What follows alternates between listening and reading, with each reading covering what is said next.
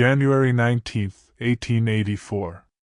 Ash Hollow Bend woke beneath a gentle winter sun, and for a few precious hours, the world felt kinder than it had any right to. After weeks of bitter, unrelenting cold that had cracked fence posts and driven families indoors, the change felt almost miraculous, like a mercy offered without explanation. Frost loosened its grip on the wooden rails along the road's edge. Farmers stepped into their fields without pulling scarves tied across their mouths, breathing open air for the first time in what felt like weeks. Women threw open windows and let the clean morning sweep through rooms that had grown stale with smoke and body heat. Children walked toward the schoolhouse in lighter coats, laughing and kicking at patches of soft snow as though winter itself had grown tired and stepped aside. The prairie appeared to exhale. Across the wide open land, there was movement and relief and something that resembled joy. Wagon wheels rolled without complaint along roads that had been frozen iron-hard for a month. Dogs chased each other across the yard. A few early birds called from bare branches. Everything in Ash Hollow Bend pointed toward a good day, a rare gift in a season that had been stingy with them. Far to the northwest, however, Silas Roark stood on the rise above his grass fortress and watched something no one else seemed to notice. A dark blue line. Thin. Low. Almost invisible against the pale horizon, pressed flat beneath the winter sky as though trying to conceal itself. He did not study the fields below him. He did not watch the road winding down into town or the figures moving along it. He watched the sky, and the longer he looked, the less he trusted the warmth of that morning. His trust lay not in weather, but in what stood solid beneath his feet and behind the walls he had spent years building. The structure stood alone on the highest rise north of Ash Hollow Bend. Its walls were built from thick prairie sod, each block cut from the earth and stacked with patient, deliberate care over years of labor. The roof sat low against the wind, long and broad and heavy, layered with rice straw and packed grass until it looked less like a home and more like a piece of the earth itself that had simply decided to rise a few feet higher. From a distance, it looked stubborn. It looked permanent in a way that other buildings on the frontier did not, as though it had not been placed on the land so much as grown from it. Most people in town had stopped calling it a house months ago. They called it Roark's grave. The name had traveled through feed stores and church gatherings and wagon yards with the ease of a familiar joke, passed from mouth to mouth until it stuck the way only unkind names do. People said it with a grin, a shake of the head, a knowing look exchanged between men who understood what happened to families foolish enough to challenge the prairie on its own terms. At the doorway of the fortress, Mara Roark stood watching her husband study the distant sky. She followed his gaze, searching the horizon for whatever had caught his attention, and saw only winter sunlight lying flat across the snow. Nearby, 12-year-old Eli moved steadily toward the well, carrying a wooden bucket suited to his size, his breath coming in small white clouds. 9-year-old Anna sorted bundles of dry grass beside the wall, her small hands working with the quiet efficiency she had developed over years of helping with work most children never touched. Neither of them seemed aware that anything was wrong. The morning felt too pleasant for alarm. For several long moments, Silas said nothing at all. He stood with his eyes fixed on the northwest, watching the blue line that only he could see thickening, almost imperceptibly, against the pale horizon. Then he finally turned from the sky. His voice was quiet, unhurried, and entirely without the drama the words deserved. "Bring the children close today." Mara looked at him carefully. He offered no explanation, which was itself unusual enough to settle into her bones like a chill. Silas Roark was not a man who frightened easily, and he was not a man who wasted words. The combination of those two facts made her uneasy in a way she could not have fully named. She nodded once and turned back inside without asking why. The sight of that blue line on the horizon had pulled Silas back across years to a lesson learned long before Ash Hollow Bend had existed, or he had ever imagined building anything on a Nebraska hillside. He had been 16 then, growing up in the sandhills, in a landscape of grass and wind that taught its lessons with little patience for slow learners. The storm had arrived without warning on an ordinary winter morning, the kind of morning that looked safe until it suddenly wasn't. One moment there had been sky. The next there was only white. Wind drove snow across the prairie so hard it struck bare skin like handfuls of sand thrown from a close distance. The world disappeared completely. Land and horizon and direction and every familiar landmark vanished as though they had never existed. Young Silas had walked for nearly an hour believing with absolute certainty that he was heading toward home. He was not. He was walking in the wrong direction entirely, and had no way to know it. The cold itself was painful, the kind of deep, bone-reaching cold that made fingers useless and slowed thinking to a crawl. But something else frightened him more than the temperature, something he could feel happening inside his own body without being able to stop it. His legs kept moving. His heat did not. Each gust of wind carried it away faster than his movement could replace it, pulling warmth from his coat, from his skin, from somewhere deeper than skin. He could feel himself growing lighter in a way that had nothing to do with weight. By the time his legs began to fail him and the ground tilted sideways, an old cattleman had spotted his shape through the blowing white and dragged him by the arm into a half-buried hay shed built into a hillside, its walls packed with earth on three sides. Inside, the air felt strangely still. Almost shockingly still after the violence outside. The old man fed a few sticks into a small iron stove and said very little, while the boy shook and gradually stopped shaking. Hours later, when the storm had finally loosened its grip and the wind dropped to something survivable, the old man pointed toward the thick walls around them, layered with hay and earth, and said something that young Silas would carry with him for the rest of his life. The cold ain't what hunts people. The movement does. His weathered finger pressed flat against the wall. He said it only once. He did not explain or elaborate. He simply let the words sit there in the quiet air of the shed while the boy listened and understood, in the way that certain lessons are understood only when the body has already felt them. Silas never forgot it. Temperature could hurt a man. Moving air could kill him. That memory became the foundation not just for a building, but for a way of thinking about every storm that came after. 5 years before the January morning when he stood watching the horizon, when settlers were spreading themselves across that section of Nebraska territory in search of land and futures, most families had searched for the same things. Flat ground. Easy ground. Ground that looked uncomplicated to break and build on, ground that didn't demand too much before it gave anything back. The low places along creeks were popular, sheltered from the worst wind, close to water, simple to reach by wagon. Silas Roark chose the piece nobody wanted. A low rise overlooking the surrounding prairie, exposed and inconvenient and demanding in every practical way. The climb was harder than it needed to be.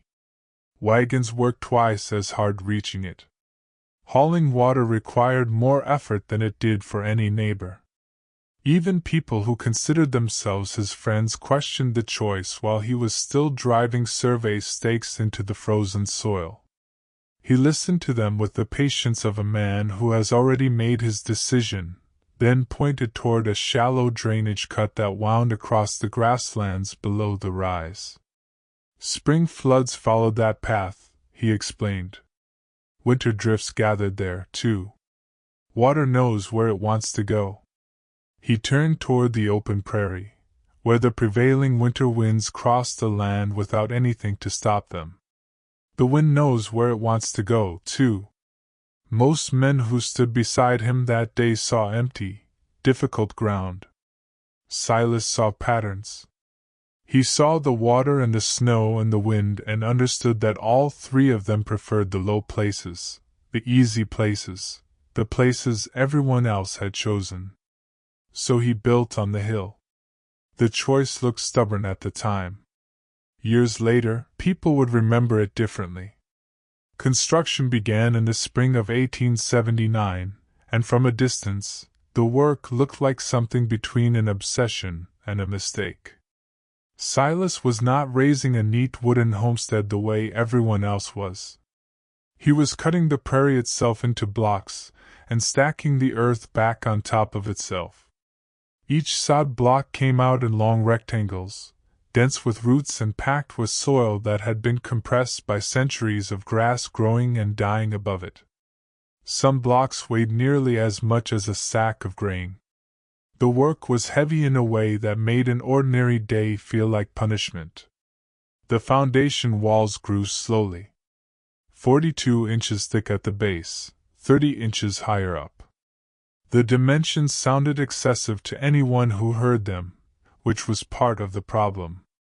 People noticed, and people talked. Dusty, the old dun mule, hauled load after load from dawn until the light faded, climbing the hill so often that narrow tracks had worn into the grass before summer arrived. Eli carried water from the creek in wooden buckets he had grown strong enough to manage, the repetitive trips building calluses on his hands and weight in his shoulders. By evening he was heavy with fatigue, but he did the work without drama and without complaint, setting each bucket down where it was needed and going back for the next one.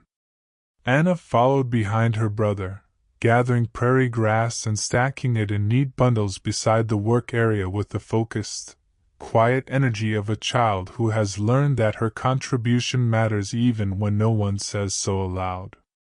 Mara mixed clay slip in a shallow pit lined with boards. Clay, water, chopped grass, again and again and again, until the mixture stained her sleeves to the elbow and dried in the creases of her knuckles. Some days she spent more hours mixing than speaking. Some days the work simply was the day. The hill became a place of repetition. Cut, lift, carry, stack, pack, repeat. Week after week. Month after month. By midsummer, travelers passing on the road below would slow their wagons to stare. By autumn, people were making special trips to look at it, standing at a distance, and studying the rising walls with expressions that ranged from quiet wonder to open amusement. Some people laughed. Others stood with their arms crossed, watching in silence. Most could not understand why any man would work that hard to build walls thick enough for a fortress on a hill nobody else had wanted. Silas never offered long explanations. He kept cutting sod. Eli kept carrying water. Anna kept gathering grass. Mara kept mixing clay. And little by little, the structure that people would someday call Roark's grave rose from the hillside and took its permanent shape against the Nebraska sky. The first serious problem arrived the following spring, and it came not from wind or cold but from rain. 3 days of steady spring weather soaked the eastern side of the unfinished structure, and water found the weaknesses hiding inside the wall that no amount of effort or good intention could have made invisible until tested. By the fourth morning a narrow crack had appeared near the base of the eastern section. By afternoon, part of that section had settled and then collapsed. Not completely, not catastrophically, but enough for word to spread across Ash Hollow Bend before sunset. Caleb Voss, the merchant who supplied much of the settlement on credit, and who had a talent for finding the sharpest edge in any situation, was standing outside his general store when the news arrived. He laughed so hard that several men nearby joined him before they had even heard the full story.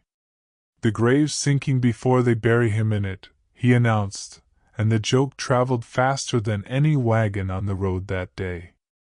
Settlers rode out to see the damage themselves, arriving in small groups over the following days with expressions that mixed sympathy with satisfaction. Some looked relieved. Failure made more sense to them than success ever would have. An ordinary failure confirmed what they had already believed. An extraordinary success would have required them to reconsider things they preferred not to reconsider. When Silas reached the damaged section, he studied it for nearly a full hour without speaking. The crack told a story if he read it carefully, and he read it carefully. The wall had weight and strength, but it lacked enough internal structure to spread moisture and pressure evenly through its thickness. He did not blame the rain. He blamed the design. The design had a flaw, and the flaw was his responsibility. The next morning he began tearing the damaged section apart, block by block and layer by layer, dismantling weeks of accumulated labor with the same calm determination he had used to build it. People who came expecting arguments or excuses or at least some visible expression of frustration watched him dismantle his own work in silence, and found the sight somehow more disconcerting than anger would have been. Then he started over, and this time he did it differently. Woven willow brush ran through the interior of the rebuilt wall like a hidden skeleton, giving the structure something to hold together around. The clay was packed tighter. The layers locked against each other differently. The repair took nearly a month. When it was finished, the crack was gone, and the wall that stood in its place was stronger than anything that had been there before. That did not stop the laughter. Nothing, it seemed, was going to stop the laughter, and so Silas stopped expecting it to and kept working instead. On one Saturday afternoon that autumn, Caleb Voss leaned against the counter of his general store while a handful of farmers gathered around the stove to escape the wind cutting through the streets outside. Business was slow and coffee was hot, and someone mentioned Silas's hilltop project the way people mention a joke they already know the punchline to. Caleb smiled his merchant's smile, which usually meant something uncomfortable was coming for somebody. "Roark ain't building a house," he said, letting a moment pass before he continued. "He's building a grave before winter does it for him." The room erupted. Men laughed into their cups and slapped their knees and repeated the line to each other to make sure no one had missed it. By the end of the week, the name had spread across Ash Hollow Bend and settled there permanently. Roark's grave. The words followed the family into town and back out again, clinging to them the way words do when they've been repeated often enough to feel true. Mayor Amos Treadwell, who valued appearances almost as much as he valued votes, and who occasionally confused the two, questioned the project openly at a town gathering. "A man expecting neighbors should build a home," he remarked, "not a fortress." The comment was received with the nods of men who appreciated having their own unease put into respectable language. Caleb's wife, Elspeth, found quieter ways to make her opinions known. Invitations to social gatherings reached nearly every woman in Ash Hollow Bend with reliable consistency. They rarely reached Mara. The children felt it too. One afternoon, Eli passed a group of boys near the schoolyard and heard one of them call out across the distance between them, asking how the grave was coming along, whether the family planned to bury themselves inside before the first snow. The laughter followed him home. Anna heard every word of it. That evening the family ate supper in near silence. Nobody complained and nobody argued. After the meal, Eli walked outside into the cooling air and stood looking at the unfinished wall. Then he picked up a single sod block, carried it across the work site, and set it carefully into place. Silas watched from a distance. He said nothing. Neither did his son. The wall grew 1 block higher before darkness covered the hill. Not everyone in Ash Hollow Bend mocked the fortress. One man simply disagreed with it on professional grounds, which was a different thing entirely. His name was Gideon Marr, an aging mason who had spent 3 decades building cellars and chimneys and smokehouses and stone foundations across the territory, and who was known for 2 things above all others: solid work and an absolute unwillingness to flatter anyone for any reason. Late one afternoon, Gideon rode out to the hill and tied his horse near the unfinished structure. He spent nearly 20 minutes walking around the walls without speaking, studying joints and corners and the angles where sections met, pressing his hand flat against surfaces and pulling it away, looking at things from distances most people wouldn't have thought to try. Silas continued working. A man's inspection deserved the courtesy of being allowed to conclude on its own terms. Eventually Gideon stopped beside the eastern side of the fortress and delivered his verdict. The wall's too clever. Silas looked up. That was not the criticism he had expected. Gideon tapped the outer layer of sod with his knuckle and explained. 2 barriers instead of 1 meant an air gap between them, and the air gap worried him. Moisture could become trapped inside the structure. Condensation could collect where no one could see it, and rot could begin inside the walls long before it made itself visible on the surface. The roof worried him even more, all that trapped moisture beneath winter snow with too little ventilation to move it. A few bad seasons could turn strong timber soft from the inside. A house doesn't always fail where a man can see it, he said. Sometimes it fails where he can't.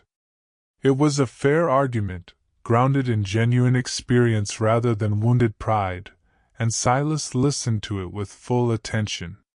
When Gideon finished, the 2 men stood in the quiet that settles over a prairie afternoon when the wind drops unexpectedly.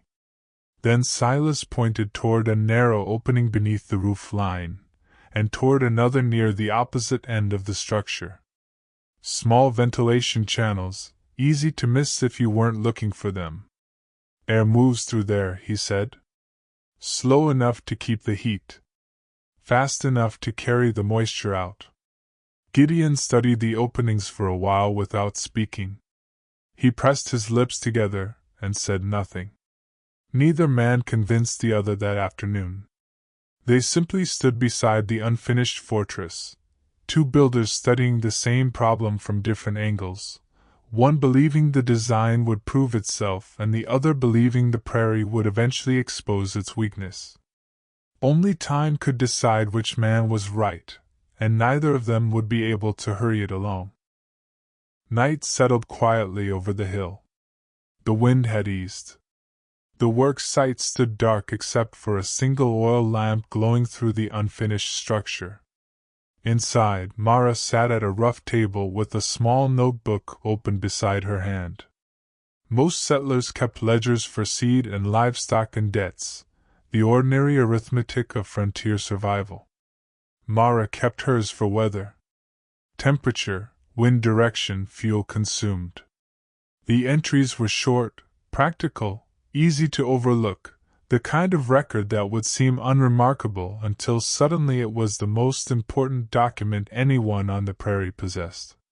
Across the room, Eli had fallen asleep beside a stack of tools he had forgotten to put away, one hand still resting on a bucket handle as though he meant to carry it somewhere and simply run out of day. Anna slept near the stove, curled tight against the cold that still leaked through the unfinished walls. Only the scratching of Mara's pencil disturbed the silence.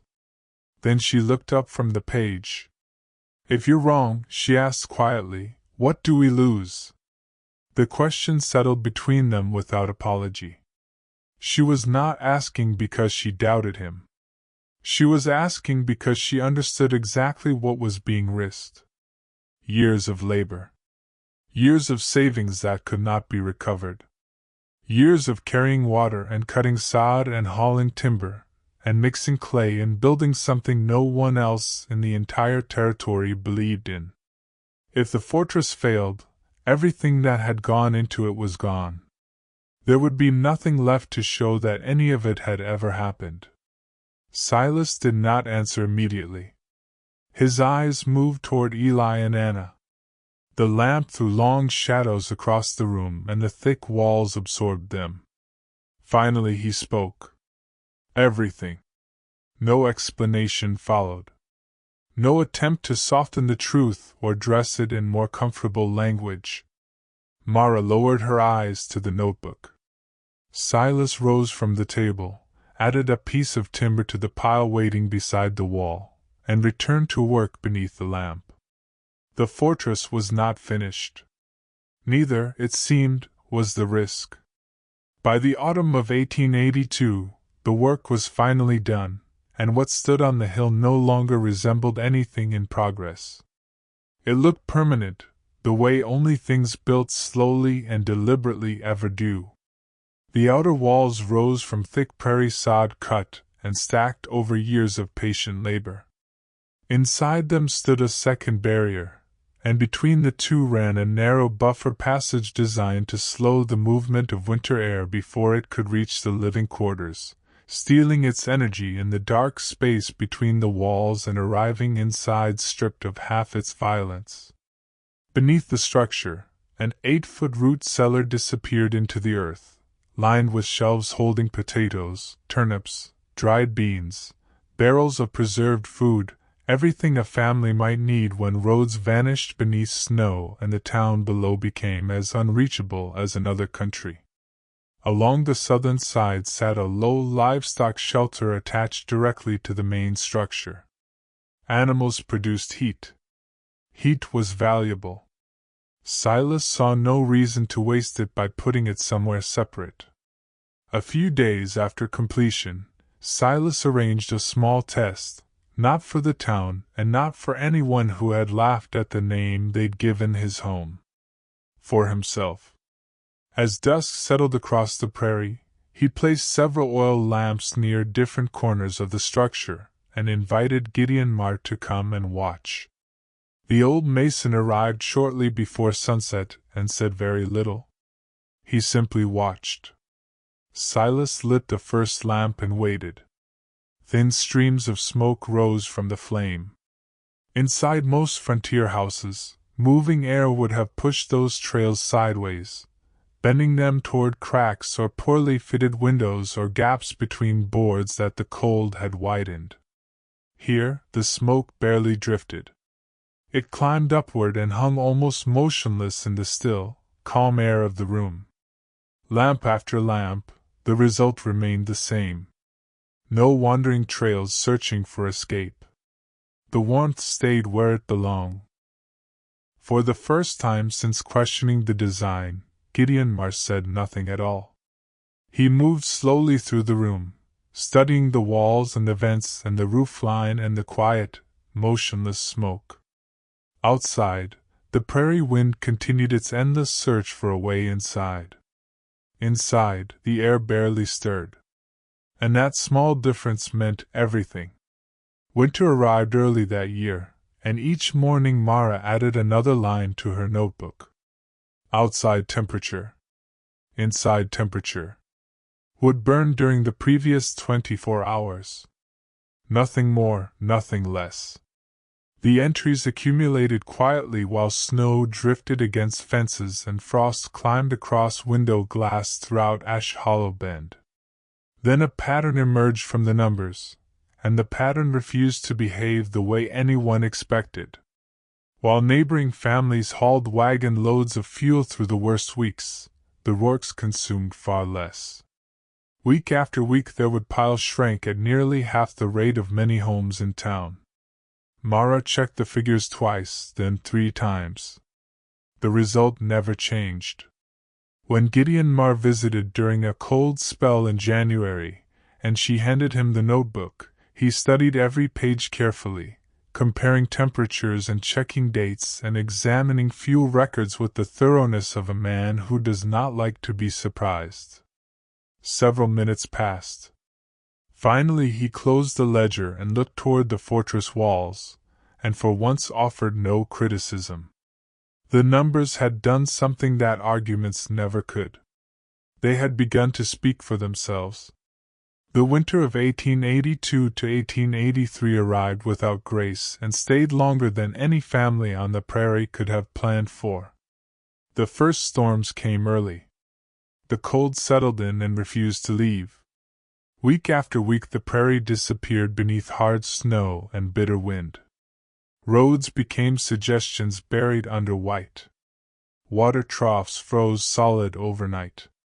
Every trip outdoors became a calculation of necessity and survival. Across Ash Hollow Bend, wood piles shrank faster than expected.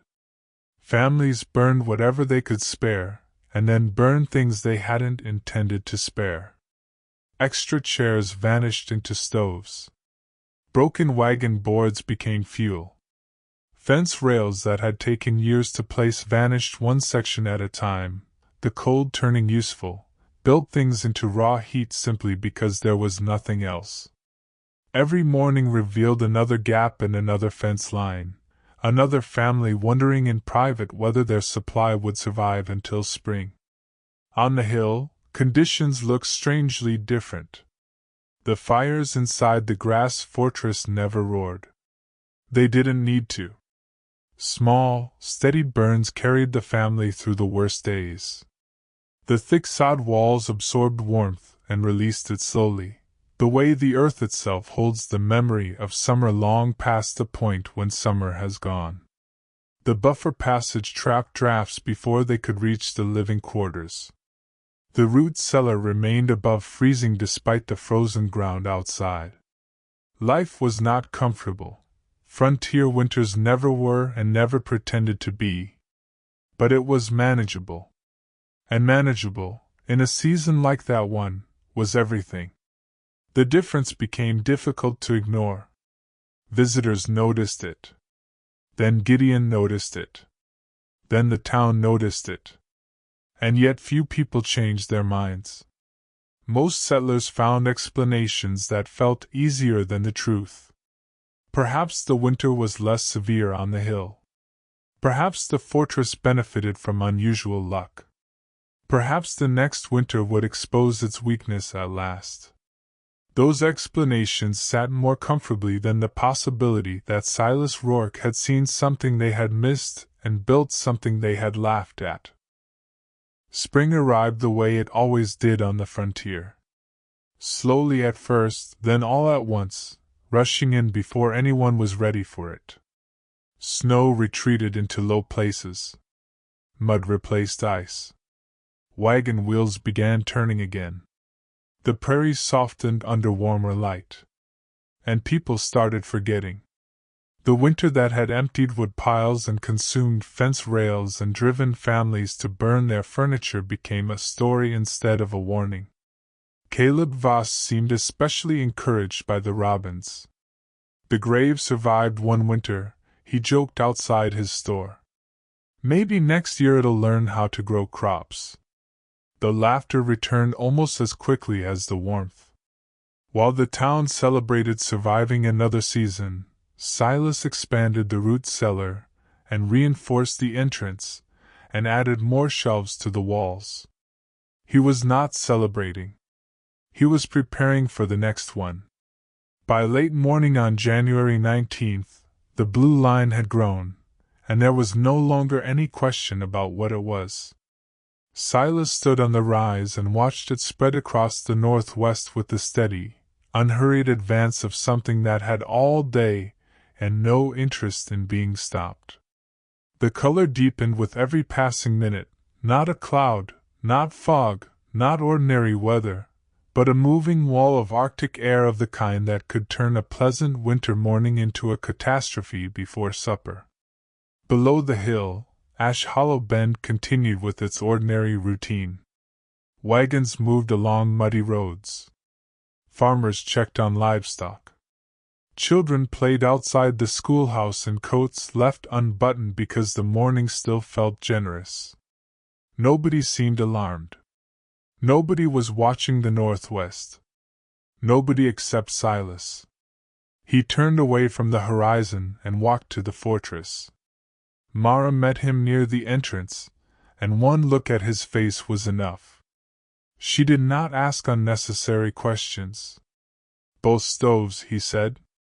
She nodded. "Bring food up from the cellar." Another nod. "Fill every water barrel." Without another word the household moved, each member of it understanding what was needed without being told twice, because this was a family that had spent years preparing for exactly this kind of morning. Mara disappeared toward the storage room. Eli carried buckets from the well as fast as his legs could manage. Anna stacked blankets beside the main room and gathered lamp oil from the shelves with the calm efficiency of someone who has rehearsed this without knowing that was what she was doing. No one rushed. No one panicked. That was not how the Roarks prepared. Outside, the prairie still looked peaceful. Sunlight still lay across the snow like something gentle and kind. The wind remained light. The day still felt almost warm. But the blue wall kept coming, and with every mile it advanced, the fortress became less a home and more what Silas had always intended it to be: a refuge. The town simply did not know it yet. By early afternoon the prairie changed its mind. The warmth vanished first, pulled away so suddenly it felt intentional. One cold gust swept across the open land, followed by another colder still. The wind shifted. South became north. Calm became violence within minutes. The blue wall reached Ash Hollow Bend and the world disappeared. Snow did not fall from the sky. It exploded from the ground. Loose drifts lifted into the air and raced across the prairie in solid sheets of white. Within minutes, fences vanished. Wagon tracks vanished. Entire buildings faded behind curtains of driven snow. Visibility collapsed to almost nothing. A man could barely see beyond his own outstretched hand. At the schoolhouse near the southern edge of town, Miss Clara Whitcomb heard the storm arrive before she fully understood what was happening. The wind struck the building like something enormous and purposeful. The walls shuddered. The windows rattled violently in their frames. Several younger children jumped at the sound and looked to her, and she moved immediately to close the shutters and feed more wood into the stove. The iron box glowed red. And still the room kept growing colder. That frightened her more than the noise. The schoolhouse had always leaked heat, but never like this, never with this urgency. The wind found every crack and every seam and every weakness in the walls with the patience of something that had endless time, and no other business. A sharp whistling moved through the room as though invisible hands were testing it from outside, looking for the place where it would give first. The children gathered closer together. Coats and scarves and blankets, anything that could trap warmth was pulled from hooks and corners and pressed into service. Still the temperature fell. Then came a sound Clara would remember for the rest of her life. A long wooden groan followed by a sharp crack. One of the walls shifted slightly under the wind's pressure. The building was still standing, but it no longer felt safe. It felt like something in the process of making a decision. Clara looked at 18 frightened faces and understood, with a clarity that settled into her chest like cold water, that the building might not survive the afternoon. A short distance away, through the white wall of the storm, Silas Roark had already reached the same conclusion. He left the fortress carrying a coil of hemp rope across one shoulder and several shorter rawhide lines looped around his waist, and he walked into the blizzard with the deliberate calm of a man who has thought about this moment before. Dusty followed behind him, head lowered against the wind. By the time they reached the schoolhouse, the storm was swallowing buildings one by one. The schoolhouse appeared only when he was nearly on top of it. He opened the door and snow rushed into the room, and for a moment nobody moved. Then he stepped fully inside, and 18 children looked at him from their clustered positions around the glowing stove with expressions that mixed hope with fear. "We leave now." Clara stared at him. "Through this? The building won't hold." She knew he was right. She had known it before he arrived. The problem was crossing an open prairie they could no longer see, with 18 children who could not be lost in the white. Silas dropped the rope coil onto the floor, and it unwound across the room. He explained the plan in simple sentences. Each child was paired with another. Older with younger. Stronger with smaller. Short rawhide tethers connected each pair to the main rope. One line. One chain. One chance to get everyone from here to there without losing a single one of them. Clara moved from child to child, tightening knots and checking gloves while Silas worked toward the front. Dusty waited outside the door, barely visible through the blowing white. When the last knot was secured, Silas wrapped the leading end of the rope around his own waist, and Clara tied the final section around hers. For a few seconds the room fell completely silent. Only the storm spoke. Silas looked down the line of children. "No one lets go," he said. The words were short enough for every child to remember, and strong enough for the fear in the room to make them permanent. He opened the door. The white world rushed forward. The line stepped into it together. The storm erased everything. There was only wind and white and the effort of moving forward against something that did not want them to. Silas leaned into the wind and pushed through it one step at a time, the hemp rope stretching behind him through the swirling darkness of driven snow. And then the rope tightened. Stopped. He turned back. A small figure had fallen. Jonah Bell, 7 years old, youngest of widow Ruth Bell's children. Clara and 2 older students worked to help him stand, but his legs refused. The cold had taken too much from him too quickly, had reached inside him in the way cold reaches inside small things first and fastest. For a moment nobody moved. The wind screamed around them. Snow raced past their faces. Silas fought his way back along the rope to the fallen boy. Jonah was still trying to rise. Still trying. Still failing, with the stubborn effort of a child who has not yet learned to stop. Silas looked at Dusty, then at the children. He placed the mule's lead rope into the hands of the oldest student and said 2 words. "Keep moving." Then he bent down and lifted Jonah onto his shoulders, and the small arms wrapped weakly around his neck, and the line began moving again. One step. Then another. The wind struck. The rope tightened. The storm pushed back with everything it had. Still they moved forward, with Jonah on his shoulders and 18 children on the rope and Clara at the back, and somewhere ahead, hidden inside the white, stood the only place on the prairie built for exactly this. The fortress appeared without warning. Silas's shoulder struck the heavy timber door, and it swung inward.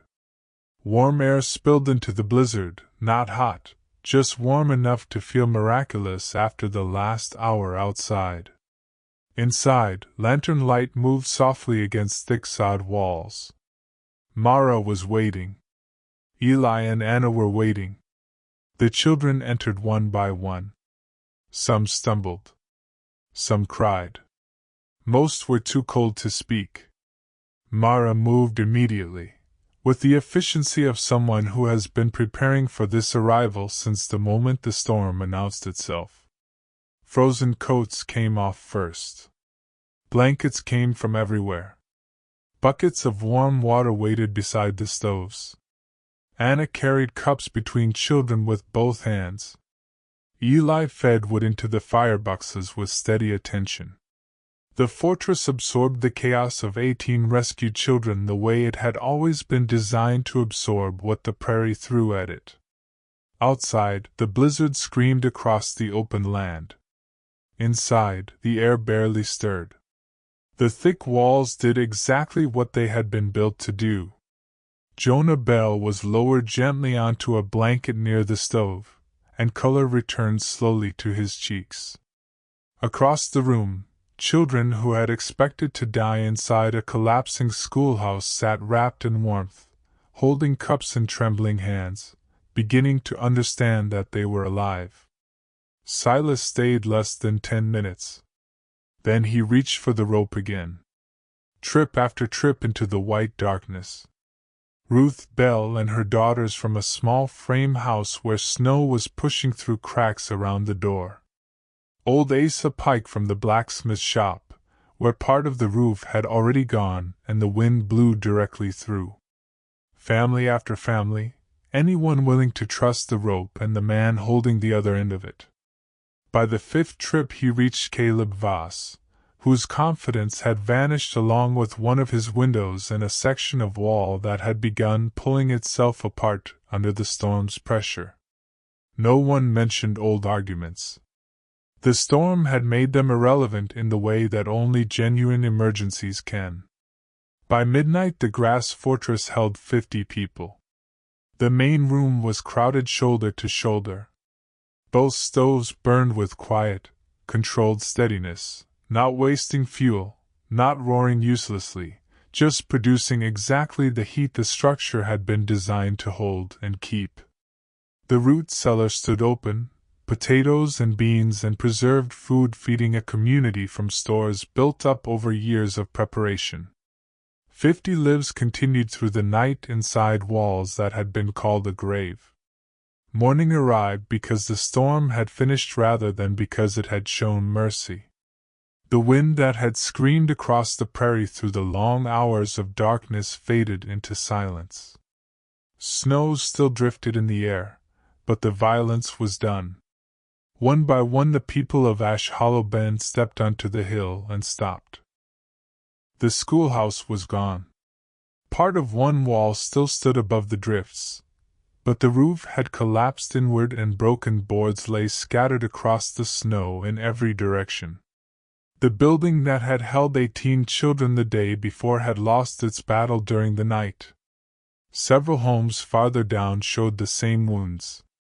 Missing roofs, collapsed sheds, doors torn from hinges, windows empty and dark. Near the center of town, Caleb Voss's general store stood with its front wall failed, lumber and barrels and supplies buried under wind-packed drifts. No one spoke for a long while. Then people turned toward the hill. The thick sod walls stood exactly where they had always stood. The roof was intact. The doors held. The chimney rose straight and undamaged against the pale winter sky. 50 people had spent the night inside. 50 people walked back into the daylight. Every single one of them alive. 3 days later, the people of Ash Hollow Bend gathered inside the grass fortress because there was no other building left large enough or strong enough to hold them. For a while nobody spoke. Then Caleb Voss stood. He looked at Silas. "I called this place a grave," he said. "When the storm came, it saved my family. That was all." Mayor Treadwell stood next. "I was wrong." Nothing followed, no defense, no explanation, only the plain truth of it. Clara Wickham stood, and her eyes went briefly to the rope hanging near the door. Hope was not enough, she said. The walls were. At last attention turned to Silas, who remained seated a moment longer than anyone expected before rising. He looked at Mara, then Eli, then Anna. "This place wasn't built by one person," he said. His hand rested against the nearest wall. Then he spoke about each of them in turn. "Mara, who had kept records when nobody cared about the numbers. Eli, who had carried water until his shoulders ached and kept going. Anna, who had gathered grass when other children were playing and never once said it was beneath her. Thousands of sod blocks. Thousands. Nobody builds something like this alone. The room listened without moving. Then came the sentence people would carry with them long after the fortress itself was gone. Build for the worst day, he said. Not the average one. 2 years later, visitors noticed changes throughout Ash Hollow Bend. New homes appeared with thicker walls.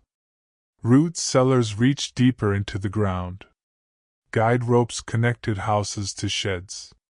Ventilation ideas that Gideon Marr had once questioned were now quietly copied by builders who never mentioned where they had seen them first. Nobody called any of it strange anymore. People simply called it sensible. The joke died first. Nobody called the fortress Roark's grave anymore. That name disappeared under the weight of what the storm had delivered and what the walls had answered. The rope remained. The notebook remained. The memory remained. And whenever winter gathered itself along the distant northwest horizon, the people of Ash Hollow Bend remembered. Not the words. Not the arguments. Not the laughter that had followed a family up a hill for years while they kept building anyway. They remembered the walls that held.